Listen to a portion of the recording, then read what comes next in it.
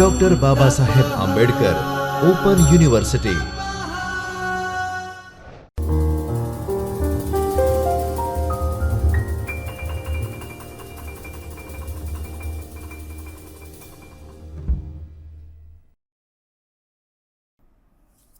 નમસ્કાર વિદ્યાર્થી મિત્રો. A++ની ખ્યાતિ મેળવનાર ડૉક્ટર બાબા સાહેબ આંબેડકર ઓપન યુનિવર્સિટીના જ્યોતિર્મય પરિસરના ચૈતન્ય સ્ટુડિયોમાં હું ડૉક્ટર જયેશ પરમાર સમાજશાસ્ત્ર વિભાગ વતી આપ સૌનું હાર્દિક સ્વાગત કરું છું. વિદ્યાર્થી મિત્રો, આજે આપણે પાઠ્યક્રમ 309 સામાજિક કલ્યાણ અને કાનૂનીકરણ, જેમાં ભાગ 2 સામાજિક કલ્યાણ અને કાનૂનીકરણ, એમાં અગાઉ આપણે એકમ 13ની ચર્ચા કરતા હતા, જેની અંદર આપણે અનુસૂચિત જાતિ અને આદિજાતિ અત્યાચાર નિવારણ અધિનિયમ અને કેટલીક બંધારણીય જોગવાઈઓ વિશે ચર્ચા કરી હતી. આજે જે આપણે વાત કરવાની છે તે ગુનાઓ સંબંધી અનુમાન, સત્તા સોંપણી અને વિવિધ જોગવાઈઓ. વિદ્યાર્થી મિત્રો, આ એકમના અભ્યાસ બાદ તમે ગુનાઓ સંબંધિત અનુમાન વિશે જાણશો, સત્તા સોંપણી બાબતની જોગવાઈઓ કઈ કઈ છે તેના વિશે માહિતગાર થશો, હદપાર કરવા બાબત ગુનો કરવાનો સંભવ હોય તે વ્યક્તિને દૂર કરવા બાબતની જે વિવિધ જોગવાઈઓ છે તેના વિશે પણ માહિતગાર થશો. અત્યાચારનો ભોગ બનેલ વ્યક્તિઓ ન્યાય મેળવી શકે તે માટે કાનૂની સહાય અને વિવિધ સગવડો પૂરી પાડવા માટેની જે બંધારણીય જોગવાઈઓ છે તેના વિશે પણ માહિતગાર થશો. તો ચાલો આપણે શરૂઆત કરીએ. વિદ્યાર્થી મિત્રો, અગાઉ આપણે ચર્ચા કરી હતી કે સદીઓથી જે કેટલાક વર્ગો છે, સમુદાયો છે, જેની અંદર અનુસૂચિત જાતિ અને અનુસૂચિત જનજાતિના જે લોકો છે એમની ઉપર અત્યાચાર, દમન, શોષણ કરવામાં આવી રહ્યું છે અને એના કારણે એ સમુદાય ઘણો બધો પછાત સમુદાય હતો.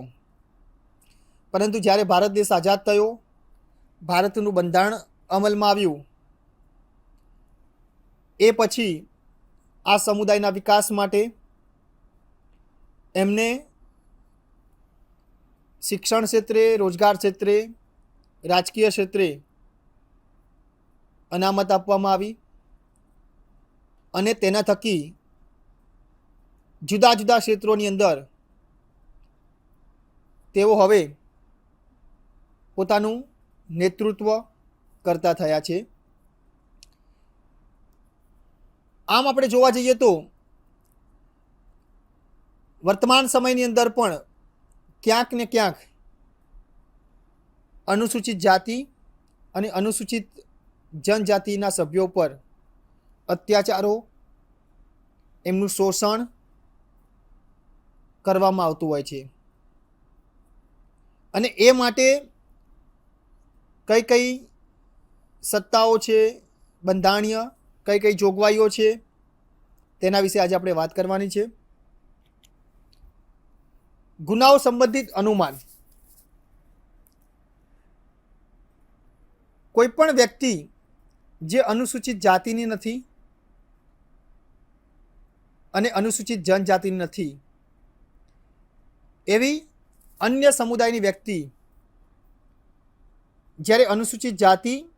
અને અનુસૂચિત જનજાતિની વ્યક્તિ ઉપર અત્યાચાર કરે છે ત્યારે એ ગુનો સાબિત કરવા માટે અને તેમને ન્યાય મળે તે માટે ભારતીય બંધારણની અંદર વિવિધ કાયદાઓ અમલમાં મૂકવામાં આવ્યા છે. ગુનાઓ સંબંધિત અનુમાન વિશે વાત કરીએ તો કે કોઈ વ્યક્તિએ ગુનો કર્યો છે અને ફોજદારી કાર્યવાહીમાં જો એ પુરવાર થાય તો, એટલે કે સાબિત થાય તો આરોપીને આ પ્રકરણ હેઠળના ગુના માટે જેના પર નહોમત હોય અથવા ગુના કર્યાની વ્યાજબી આશંકા હોય, એટલે કે કોઈ પણ વ્યક્તિએ ગુનો કર્યો છે અને એ વ્યક્તિ પર શંકા હોય અને એવી વ્યક્તિએ ને કોઈએ નાણાકીય મદદ કરી હોય કે હું તને આટલા પૈસા આપું છું, તારે આ વ્યક્તિને મારવાનો છે કે એની હત્યા કરવાની છે, ને એવી લાલચમાં આવીને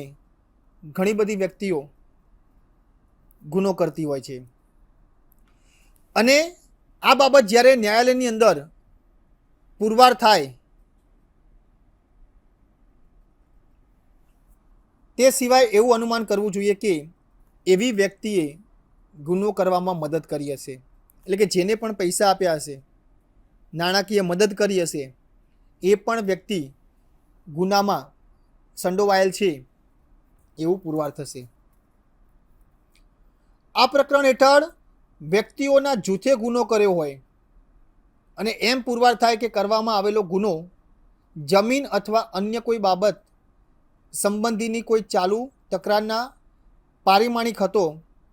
તો એમ માની લેવામાં આવશે કે સમાન ઈરાદો પાર પાડવા અથવા સમાન ધ્યેયને અમલમાં મૂક્યો માટે ગુનો કરવામાં આવ્યો હતો. એટલે કે કોઈ એક એવું જૂથ હોય અને બે કે તેથી વધારે વ્યક્તિઓએ જમીનની કોઈ અદાવત હોય અથવા તો કોઈ સંબંધી સાથે તકરાર ચાલતી હોય અને સમૂહમાં લોકો ભેગા મળીને એમની ઉપર અત્યાચાર કરે, ત્યારે એ બાબતને ધ્યાનમાં રાખીને તેમને ગુનો કર્યો છે એ પ્રમાણે એમને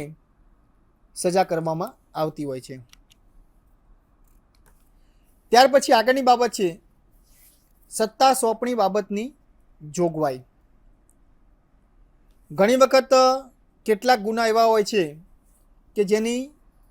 ચકાસણી માટે, તપાસ માટે કેટલાક અધિકારીઓની નિમણૂક કરવામાં આવતી હોય છે, એટલે કે સત્તા સોંપવામાં આવતી હોય છે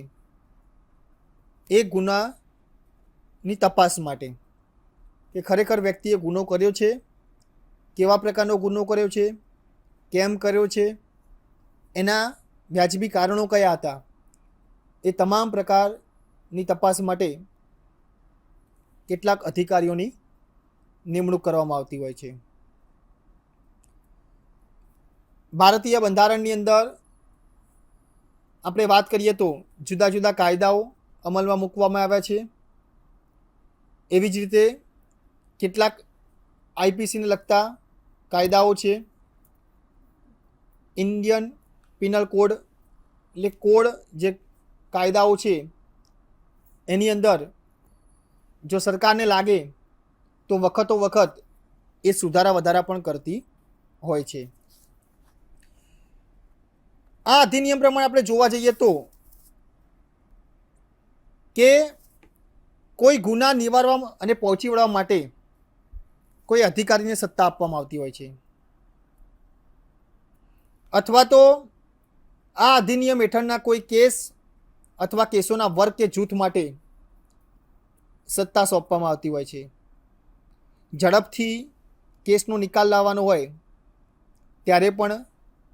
અધિકારીને સત્તા સોંપવામાં આવતી હોય છે. એટલે કે કોઈ જિલ્લામાં કે તેના ભાગમાં રાજપત્રમાં જાહેરનામું બહાર પાડીને રાજ્ય સરકાર કોઈ અધિકારીને એવા જિલ્લામાં કે તેના કોઈ ભાગમાં કોડ હેઠળ અથવા યથાપ્રસંગ એવા કેસ અથવા કેસના વર્ગ કે જૂથ માટેની પોલીસ અધિકાર વાપરી શકે તેવી સત્તા અને ખાસ કરીને ધરપકડ, તપાસની અને વિશેષ ન્યાયાલય સમક્ષ વ્યક્તિઓ સામે કામ ચલાવવા માટેની સત્તા સોંપી શકે છે. એટલે કે રાજ્ય સરકાર છે એ જ્યારે પણ કોઈ અધિકારીની નિમણૂક કરે છે ગુનાના તપાસની બાબતની અંદર, ત્યારે તેને વિશેષ સત્તાઓ આપવામાં આવતી હોય છે અને એ સત્તાઓની અંદર એમાં વ્યક્તિને ધરપકડ કરવાની પણ સત્તા હોય છે. ત્યાર પછી વિશેષ તપાસ કરવાની સત્તા પણ એ અધિકારીને આપવામાં આવે છે અને જે ન્યાયાલય છે એની સમક્ષ વ્યક્તિઓ સામે કામ ચલાવવા માટેની પણ સત્તા આપી શકે છે. બીજું કે પોલીસના તમામ અધિકારીઓએ અને સરકારના અન્ય તમામ અધિકારીઓએ આ અધિનિયમ હેઠળ અથવા તે હેઠળ કરેલ કોઈ નિયમ, યોજના કે હુકમની જોગવાઈઓના અમલ કરવામાં પેટા કલમ 1માં ઉલ્લેખેલ અધિકારીને મદદ કરવી જોઈએ. એટલે ખાસ કરીને આપણે વાત કરીએ તો બીજા અન્ય પણ પોલીસ અધિકારીઓ છે અથવા તો સરકારના અમુક કર્મચારીઓ છે, તે લોકોએ પણ આ ગુના સંબંધિત કેટલીક બાબતોમાં એમને ખાસ કરીને મદદ કરવી જોઈએ, જેથી કરીને ઝડપથી તે કેસનો નિકાલ આવી શકે. ઘણી વખત આપણે જોઈએ છીએ કે કેટલાક અધિકારીઓ પણ મદદ કરતા હોતા નથી, જેના કારણે જે સાચી માહિતી હોય એ બહાર આવતી નથી. તો જ્યારે પણ આવી કોઈ ઘટના બને, આવો કોઈ બનાવ બને અને અનુસૂચિત જાતિ અને અનુસૂચિત જનજાતિની વ્યક્તિને ચોક્કસ રીતે ન્યાય મળે તે બાબતે જેટલા પણ અધિકારીઓ હોય, કર્મચારીઓ હોય કે અન્ય સમુદાયની વ્યક્તિઓ હોય, જો ખરેખર ગુનો કર્યો હોય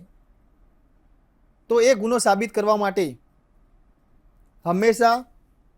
તપાસ કરનાર અધિકારી કે કર્મચારીને સાથ સહકાર આપવો જોઈએ. ત્યાર પછી હદપાર કરવા બાબત ગુનો કરવાનો સંભવ હોય તે વ્યક્તિને દૂર કરવા બાબતની જોગવાઈ. એટલે કે અનુસૂચિત જાતિ અને જનજાતિનો જે વિસ્તાર હોય એ વિસ્તારની અંદર કોઈ પણ વ્યક્તિ ઉપર શંકા હોય કે આ વ્યક્તિ આ વિસ્તારમાં કોઈ કૃત્ય કરશે અથવા તો કોઈ ગુનો કરશે, તો તેવી વ્યક્તિને એ વિસ્તારમાંથી હદપાર કરવામાં આવે છે. એટલે કે ફરિયાદી અથવા પોલીસ રિપોર્ટ ઉપરથી વિશેષ ન્યાયાલયને એમ ખાતરી થાય કે સંવિધાનની કલમ 244માં ઉલ્લેખિત અનુસૂચિત વિસ્તારો અથવા આદિજાતિ વિસ્તારોમાં સમાવિષ્ટ કોઈ વિસ્તારમાં કોઈ વ્યક્તિ ગુનો કરે એવો સંભવ છે. એટલે કે મેં તમને જે વાત કરીએ કે જે વિસ્તાર છે, અનુસૂચિત જાતિનો વિસ્તાર છે અથવા તો આદિજાતિ સમુદાયનો વિસ્તાર છે, આ સમાવિષ્ટ વિસ્તારની અંદર કોઈ પણ વ્યક્તિ ગુનો કરે એવી શંકા છે અથવા તો સંભવ છે, ત્યારે ન્યાયાલય હુકમ કરીને સમયની અંદર જતા રહેવા માટે અને હુકમમાં નિર્દિષ્ટ કરવામાં આવે તેવી 2 વર્ષથી વધુ નહીં તેટલી મુદત સુધી જે વિસ્તારમાંથી તેને દૂર જતા રહેવાનું ફરમાવ્યું હતું તે વિસ્તારમાં પાછા નહીં ફરવા માટે ફરમાવી શકશે.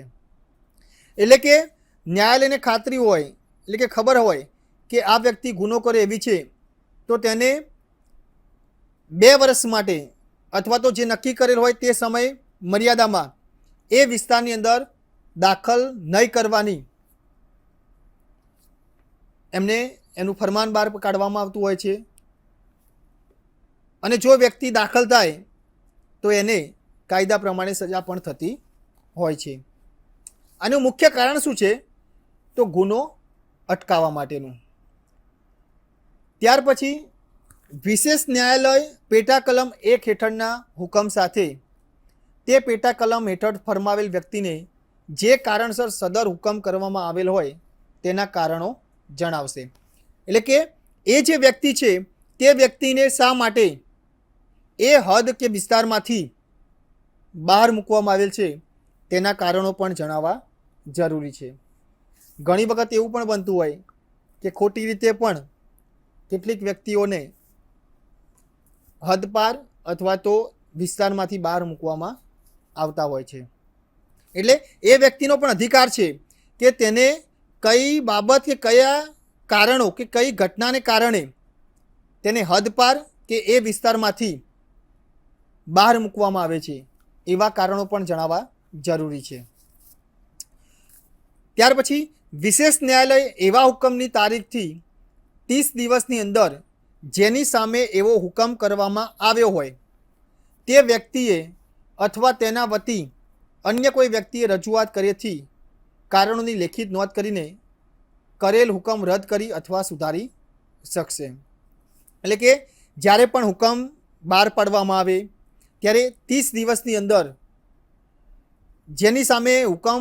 બહાર પાડવામાં આવ્યો હોય તેવી વ્યક્તિને અથવા તેનાથી અન્ય વ્યક્તિની રજૂઆત કર્યેથી એ હુકમ રદ પણ થઈ શકે છે અને એમાં સુધારો વધારો પણ થઈ શકે છે. પણ ક્યારે કે જ્યારે એ વ્યક્તિ કોઈ ગુનો કરવાનો નથી અથવા તો એ વિસ્તારની અંદર અનુસૂચિત જાતિ કે અનુસૂચિત જનજાતિની વ્યક્તિ ઉપર કોઈ પણ પ્રકારનો અત્યાચાર કરવાનો નથી, એવા સંજોગોની અંદર જ એની અંદર એ હુકમ રદ કરવામાં આવે અથવા તો એમાં સુધારો કરવામાં આવે છે.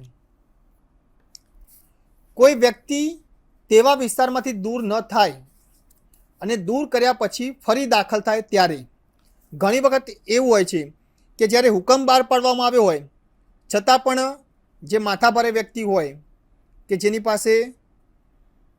વધારે સત્તા હોય, આર્થિક રીતે સમૃદ્ધ હોય, એવી ઘણી બધી વ્યક્તિઓ છે કે જે હુકમ બહાર પાડ્યા હોવા છતાં પણ એ વિસ્તારમાંથી દૂર થતી નથી અથવા તો જ્યારે તેને દૂર કરવામાં આવે ત્યારે તે ફરીથી એ વિસ્તારમાં દાખલ થાય છે. તો એવા સમયે એના માટેની કઈ જોગવાઈઓ અમલમાં મૂકવામાં આવી છે? તો ખાસ કરીને જે વ્યક્તિને કોઈ વિસ્તારમાંથી દૂર થઈ જવા હેઠળ ફરમાન બહાર પાડવામાં આવ્યું હોય અને વિશેષ ન્યાયાલયની લેખિત પરવાનગી લીધી હોય તે સિવાય, એટલે કે જો એને કોર્ટ દ્વારા લેખિત ફરમાન બહાર પાડવામાં આવ્યું હોય અથવા તો પરવાનગી લીધી હોય એ સિવાય ઘણી વખત શું કહેવાય કે ભાઈ કોર્ટે પણ કેટલીક બાબતોને ધ્યાનમાં રાખીને ફરીથી એ વિસ્તારમાં દાખલ થવાની પરવાનગી આપે છે અથવા તો લેખિતમાં તમે એટલે કે જે વ્યક્તિને હદની બહાર કરવામાં આવી છે એ વ્યક્તિ ફરીથી એ વિસ્તારમાં દાખલ થવા માટે લેખિત પરવાનગી પણ મેળવી શકે છે. એટલે કે જો કોર્ટે પરવાનગી આપી હોય અથવા તો વ્યક્તિએ લેખિત પરવાનગી લીધી હોય એ બંને બાબતોને બાદ કરતાં જો વ્યક્તિએ પરવાનગી લીધી ન હોય છતાં પણ એ વિસ્તારમાં દાખલ થયો હોય તો એને સજા કે દંડ કરવામાં આવતો હોય છે. તો કઈ રીતે? તો ફરમાવ્યા પ્રમાણે પોતે દૂર ન થાય, એટલે કે જે ફરમાન બહાર પાડવામાં આવ્યું છે એ પ્રમાણે તે દૂર ન થાય અથવા પોતે તેવી રીતે દૂર થઈ પણ હુકમમાં જણાવેલ મુદતની અંદર તેવા વિસ્તારમાં દાખલ થાય ત્યારે વિશેષ ન્યાયાલય તે વ્યક્તિની ધરપકડ કરાવશે અને પોલીસ કસ્ટડીમાં પોતે નિર્દિષ્ટ કરે તેવા વિસ્તારની બહારના સ્થળે ખસેડશે. એટલે કે જો 2 વર્ષ માટે એનું ફરમાન બહાર પાડવામાં આવ્યું હોય અને એ 1 વર્ષની અંદર જ ફરીથી એ વિસ્તારમાં દાખલ થાય છે તો ન્યાયાલય શું કરશે કે ગુનો ફરીથી ન બને તે માટે એ વ્યક્તિની ધરપકડ કરવામાં આવશે અને પછી એને પોલીસ કસ્ટડીમાં રાખવામાં આવશે અને એ વિસ્તારથી એને દૂર ખસેડવામાં આવશે. વિશેષ ન્યાયાલય લેખિત હુકમ કરીને જેના સંબંધમાં કલમ હુકમ કરવામાં આવ્યો હોય તે વ્યક્તિને જે વિસ્તારમાંથી તેને દૂર જવાનો આદેશ કરવામાં આવ્યો હોય તે વિસ્તારમાં આ હુકમમાં નિર્દિષ્ટ કરવામાં આવે તેવી કામચલાઉ મુદત માટે અને તેવી શરતોને આધીન રહીને પાછા ફરવાની પરવાનગી આપી શકશે અને મૂકેલી શરતોના ઉચિત પાલન માટે જામીન સહિત કે જામીન વિનાનું બોન્ડ કરી આપવા તેને ફરમાવી શકશે. એટલે કે ન્યાયાલય જ્યારે કોઈ વ્યક્તિને 2 વર્ષ માટે એનું ફરમાન બહાર પાડ્યું હોય કે એને એ વિસ્તારમાંથી દૂર રહેવાનું છે, પરંતુ કેટલાક એવા આદેશ કરવામાં આવ્યા હોય કે શરતોને આધીન અથવા તો કામચલાઉ મુદતને ધ્યાનમાં રાખીને એ વ્યક્તિને ફરીથી એ વિસ્તારમાં જવાની છૂટ આપવામાં આવે છે, પરંતુ ફરીથી ત્યાં એવી કોઈ ઘટના ના બને અથવા તો અનુસૂચિત જાતિ અને અનુસૂચિત જનજાતિની વ્યક્તિ ઉપર અત્યાચાર ન થાય તે માટે કેટલીક શરતોને ધ્યાનમાં રાખીને એનું ઉચિતપણે પાલન કરવામાં આવે તે માટે એને કોર્ટની અંદર જામીન રજૂ કરવા પડે છે, અથવા તો જામીન વિનાનો બોન્ડ એટલે કે જે રકમ નક્કી કરવામાં આવી હોય એ ભરવાનો હોય છે. અને આ બંને બાબતોને ધ્યાનમાં રાખીને એને કેટલીક વખત એ વિસ્તારમાં જવાની છૂટ આપવામાં આવે છે. વિશેષ ન્યાયાલય કોઈ પણ સમયે આવી પરવાનગી રદ કરી શકે છે. જ્યારે પણ ન્યાયાલયે આવી પરવાનગી આપી હોય તો એ પરવાનગી રદ પણ કરી શકે છે અને એ વ્યક્તિને વધારે સમય રહેવાની છૂટ પણ આપી શકે છે. જો કોઈ વ્યક્તિ જે વિસ્તારમાંથી તેને દૂર કરવા ફરમાવ્યું હતું તે વિસ્તારમાં એવી પરવાનગીથી પાછી ફરે તે વ્યક્તિએ તેના ઉપર મૂકવામાં આવેલી શરતોનું પાલન કરવું પડશે અને કામચલાઉ મુદત માટે તેને પાછા ફરવાની પરવાનગી આપવામાં આવી હતી તે કામચલાઉ મુદત પૂરી થયેથી અથવા આવી કામચલાઉ મુદત પૂરી થયા પહેલાં એવી પરવાનગી રદ થયેલી એવા વિસ્તારમાંથી પોતે દૂર થવું જોઈએ અને નવી પરવાનગી વગર એ વિસ્તારની અંદર પ્રવેશ કરવો જોઈએ નહીં. એટલે કે જે વ્યક્તિને એ વિસ્તારની અંદર કામ ચલાઉ એ હદમાં પ્રવેશવાની છૂટ આપવામાં આવી હોય અને જે શરતો નક્કી કરવામાં આવી છે એ શરતોનું ચોક્કસપણે એને પાલન પણ કરવાનું હોય છે અને જ્યારે એ શરતો પૂર્ણ થાય અથવા તો કામચલાઉ જે મુદત છે એ મુદત પૂર્ણ થાય તો એ વ્યક્તિએ મુદત પૂર્ણ થયા પહેલાં એ વિસ્તારમાંથી એટલે કે મુદત પૂર્ણ થયા પહેલાં એને કોર્ટમાં જાણ કરવાની હોય છે અથવા તો મુદત જ્યારે પૂર્ણ થઈ હોય ત્યારે એ વિસ્તાર એને છોડવાનો હોય છે. જો કોઈ વ્યક્તિ કોર્ટ દ્વારા જે મૂકવામાં આવેલી જે શરતો છે તે શરતોનું પાલન ન કરે અથવા તો શરતો પાલન કરવામાં ચૂક કરે અને પોતે નવી પરવાનગી લીધા વિના ફરીથી એ વિસ્તારમાં દાખલ થાય તો ન્યાયાલય જે છે આ ગુના બદલ એ વ્યક્તિની ધરપકડ કરાવી શકે છે અને પોલીસ કસ્ટડીમાં એને રાખવાની છૂટ આપવામાં આવે છે અને ત્યાંથી એને દૂરના વિસ્તારમાં ખસેડવામાં આવે છે.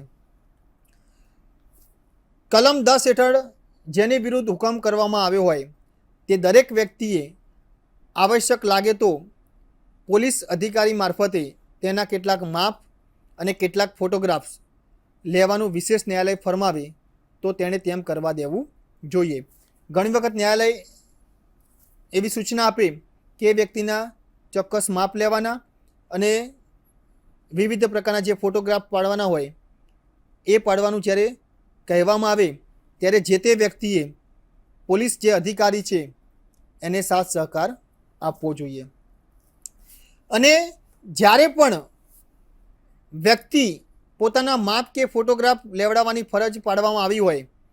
અને એ લેવામાં ઇનકાર કરે અથવા તો પ્રતિકાર કરે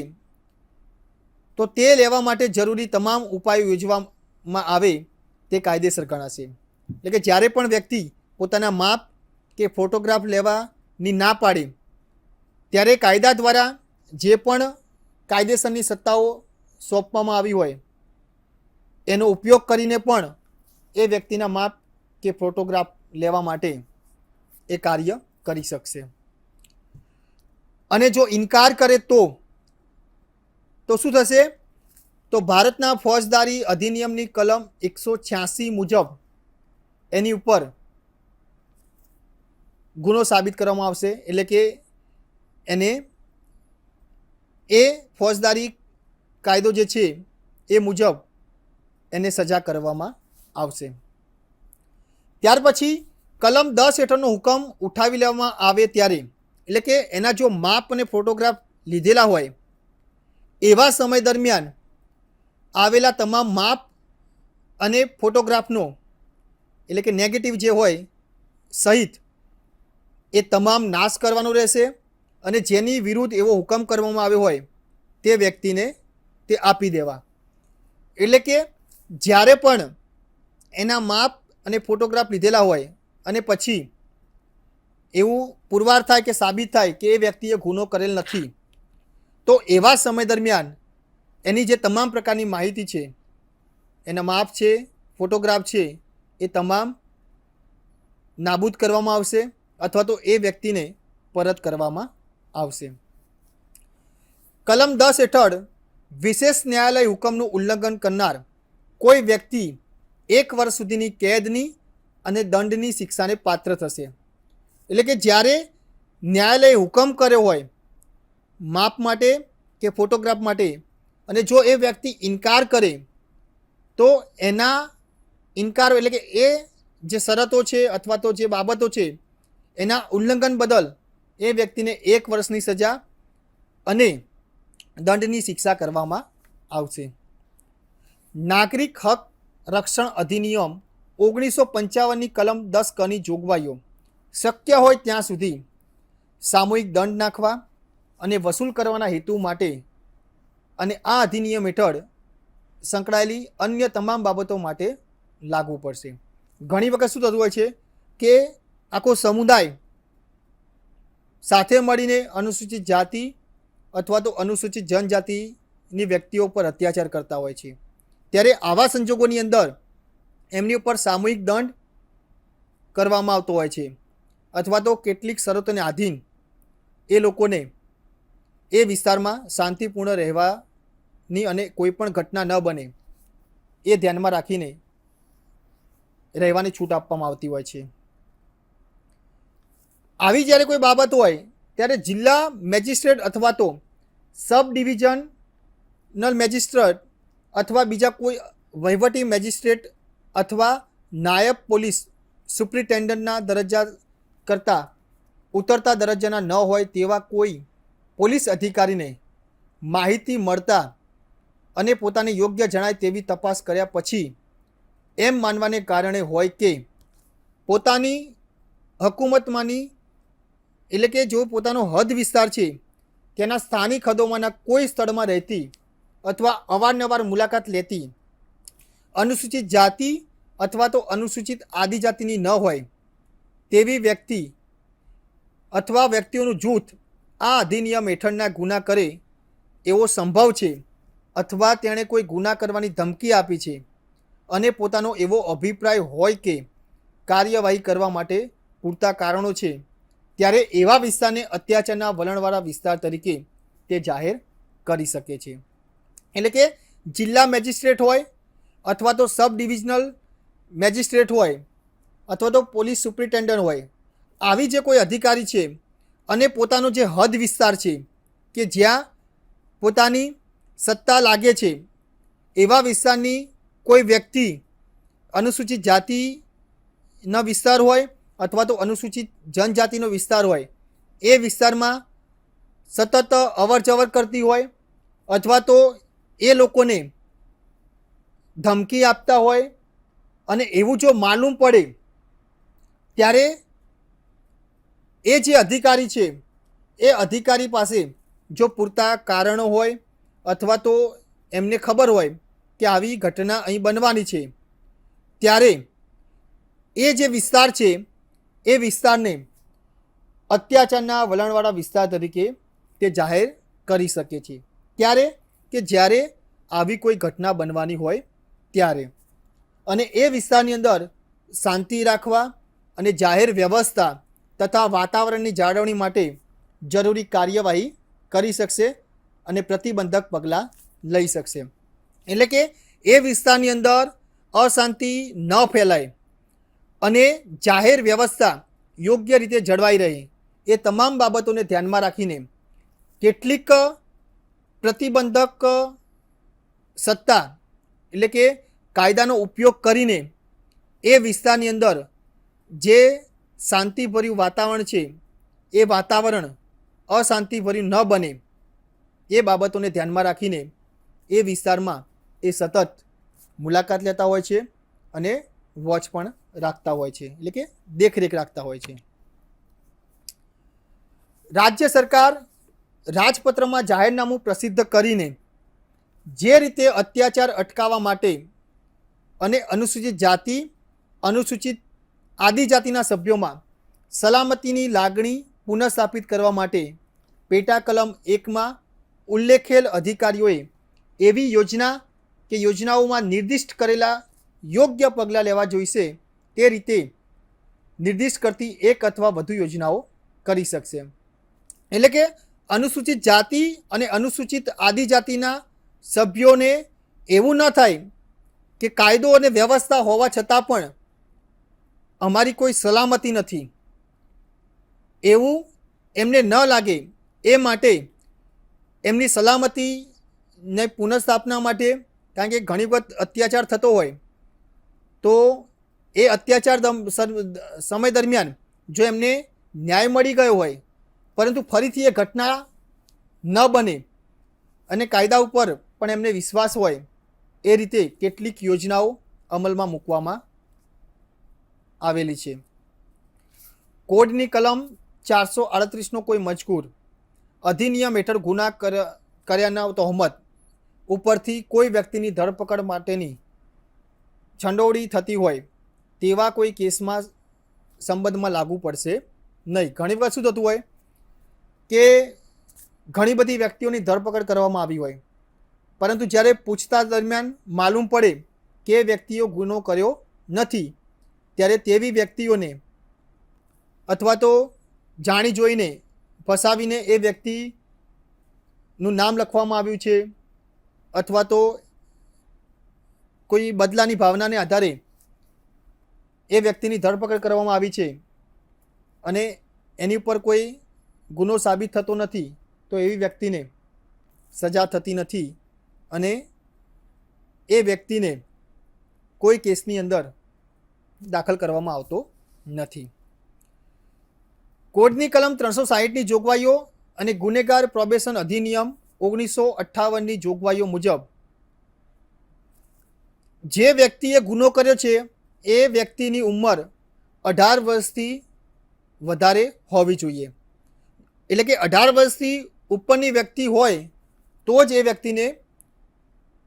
ગુનો લાગુ પડે છે અને એના માટે 18 વર્ષથી નીચેની જો વ્યક્તિ હોય